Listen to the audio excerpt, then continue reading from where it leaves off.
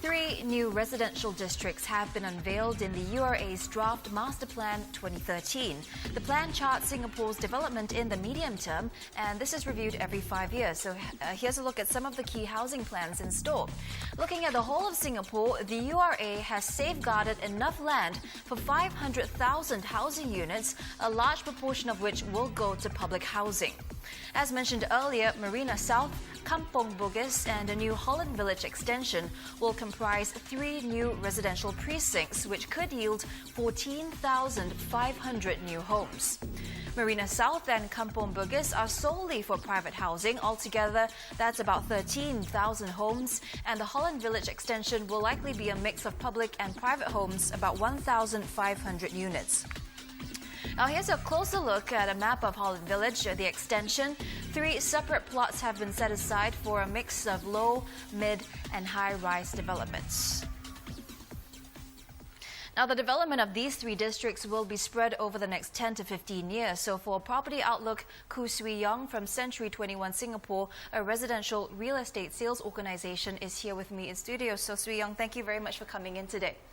So we mentioned earlier Marina South and Kampong Bugis are both dedicated to private housing. Where do you see demand coming from? 13,000 new homes.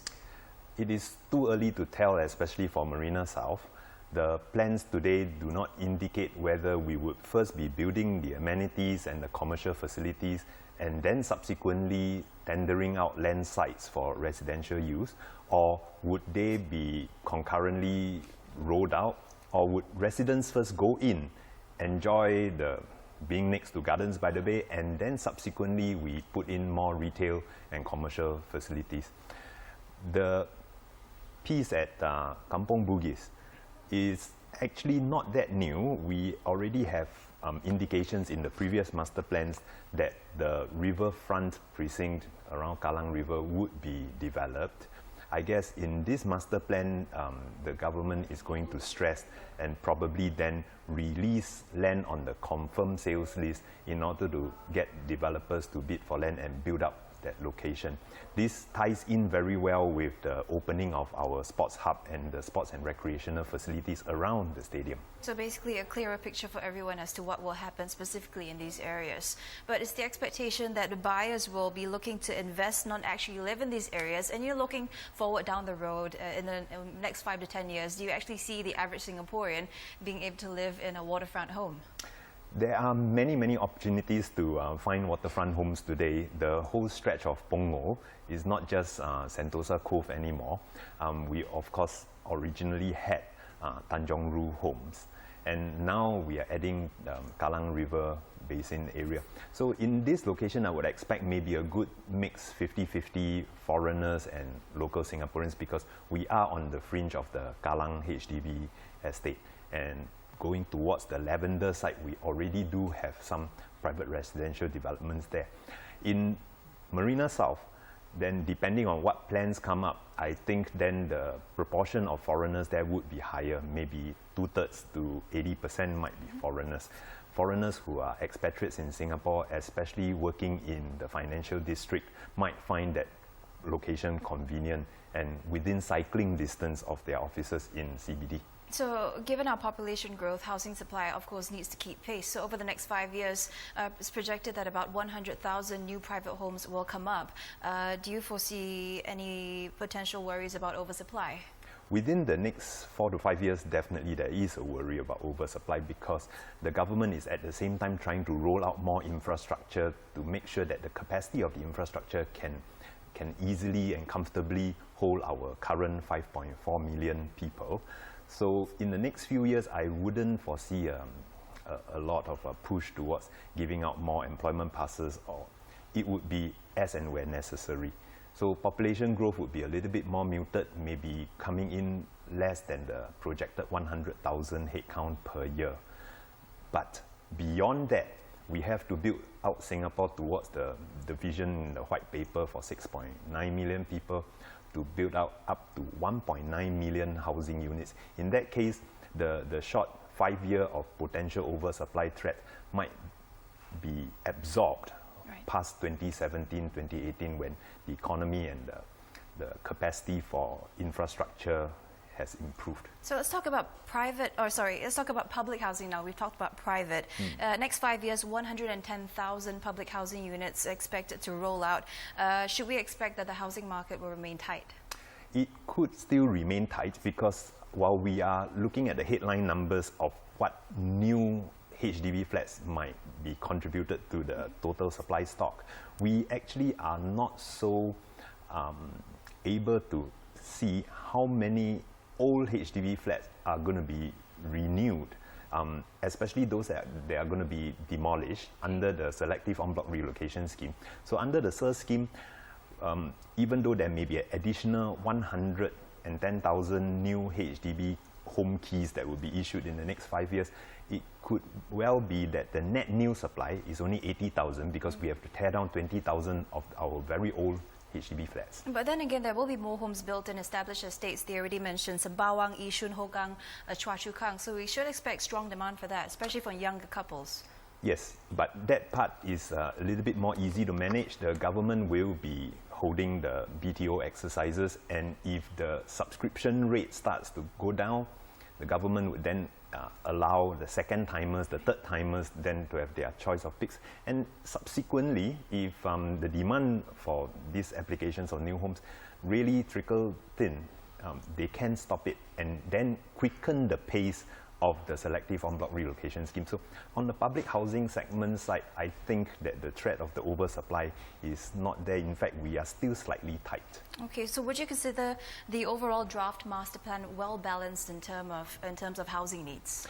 I think it is balanced in terms of housing needs. Today, the signal seems to be there's a lot of work in progress already. The expansion of our expressways, the expansion of our MRT network.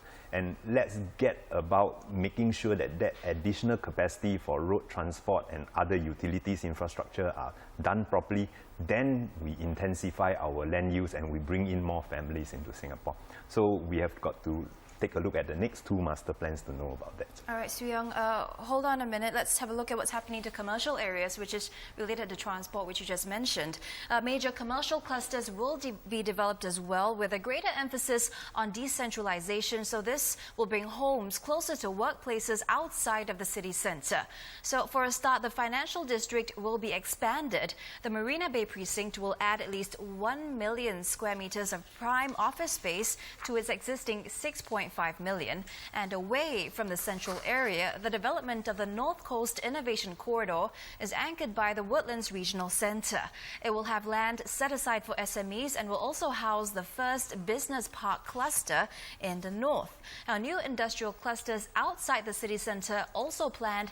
Each of these clusters will have a different industry focus and create new opportunities for those living in the area. For example, the Seletar Aerospace Park will create up to 10,000 jobs. So Swee Yong, let's look at the commercial areas. In the next 10 or 15 years, do you see the Woodlands Regional Centre becoming a key commercial cluster as envisioned? Yes, definitely, but let's roll back the clock a little bit. In 2008, we were also told that we would have a decentralized new commercial centres, Jurong, Woodlands, and then Paya Lebar, to be modelled after the Tampines Financial Commercial Centre. But don't forget that between 2008 and today, we had a global financial crisis. Financial services sector took a big step back. There were retrenchments. Hedge funds industries were affected, for example. Now, we are still rolling out the plans as stipulated in 2008, but it's just on an extended time scale now. So today we see 3 new commercial buildings being built in Jurong East, and in Paya Lebar, 1 commercial building is coming up. We would expect that plan to continue to roll forward. The additional positives about Woodlands that is different from the previous master plan is there's a lot more concrete information now about our linking the MRT system into Johor. The Thomson Line. The Thomson Line, and subsequently perhaps the Kuala Lumpur-Singapore Express might end up in Johor and there might be a stop in, but all these are somewhat still speculative now. There would of course be investors and speculators who might want to take a bet on it, but I would say that the bet today might be a little bit early. We want to know more details, maybe coming out of MTI, JTC, about which specific industrial segments might go into some of these business parks in Woodlands before we then place our bets on our investments there. So overall speculation about Woodlands is promising. It's promising. Right. So what, yes. what do you see the spillover effect might have on surrounding areas which could potentially benefit? Surrounding areas in the relatively higher quality residential districts would start from Upper Thomson and would actually also benefit around the Yishun, Admiralty areas. But again, I would really want to know what is the category of industries that are going in there first. Because you could have a wafer fab plant with $1 billion of investments, but the potential number of expatriates that you can lease to who are working in these wafer fab plants might be just 50. Okay. Yep. So let's have a look at the new industrial areas, for example, Seletar, Defu, Lorong Halus, and 2 West. Do you see this having any effect on residential prices in the surrounding areas, maybe in the short to the medium term? In today's announcement, there isn't enough information about the categories of industrial players that would be occupying these spaces. And again, if it is another $500 million investment into a pharmaceuticals plant or in Seletar, an aerospace jet engine plant, for example, it doesn't actually create many jobs that would allow the expatriate renter to actually boom. A very large value investment might generate 100 jobs where each of the expatriate is a very highly qualified person with a high budget, but there are only 100 of them that you can lease out to. All right. Thank you very much, Swee Yong. Sorry we've run out of time, but it was great speaking to you. Thank you very much for your insights. Thank you. And that was Swee Yong, CEO, or Ku Swee Yong rather, CEO of Century 21 Singapore on the new draft master plan released by the URA. And the master plan, of course, is on display at the URA Centre and the URA website, and you have until the 19th of December to give your feedback. So let's go for